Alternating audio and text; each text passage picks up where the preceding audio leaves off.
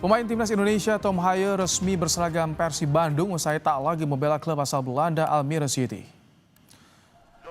Gelandang timnas Tom Haye direkrut memperkuat Persib Bandung hingga 2027. Kehadiran Tom Haye menjadi kekuatan baru lini tengah Persib.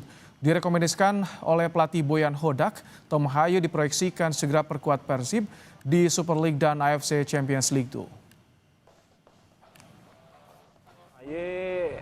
Performa di timnas kan kita udah tahu sendiri ya bagaimana Tom Haye juga ikut berperan dalam meningkatkan performa timnas Indonesia ya di kancah internasional ya. Tentu juga ini seperti yang tadi saya katakan, mudah-mudahan ini jadi tambahan kekuatan untuk Persib gitu. Kalau menurut saya sih datangnya Tom Haye itu cukup bagus sih buat daya gedor serangan.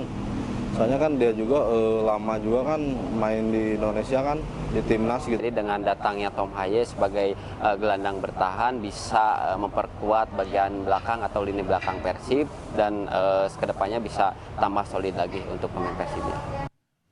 Sementara itu proses alih warga negara Emiliano Yonathans dan Mauro Zylstra telah disetujui DPR. Kini mereka tinggal menunggu sumpah WNI. Persetujuan proses naturalisasi 5 pesepak bola termasuk Emiliano dan Mauro Zylstra dilakukan dalam rapat kerja bersama di gedung DPR MPR Jakarta 26 Agustus. Wakil Ketua DPR Cucun Ahmad Syamsul Rijal mengetok persetujuan naturalisasi 5 pesepak bola tersebut. R37, R38, R39, R40 tanggal 25 Juli 2025 dan R51 tanggal 21 Agustus 2025 hal permohonan pertimbangan pemberian kewarganegaraan Republik Indonesia atas nama Saudari Isabel Koriankop, Saudara Mauro Nils Zylstra, Saudari Pauline Gianate Pandepol, Saudari Isabel Not, dan Saudara Emiliano Yonathans.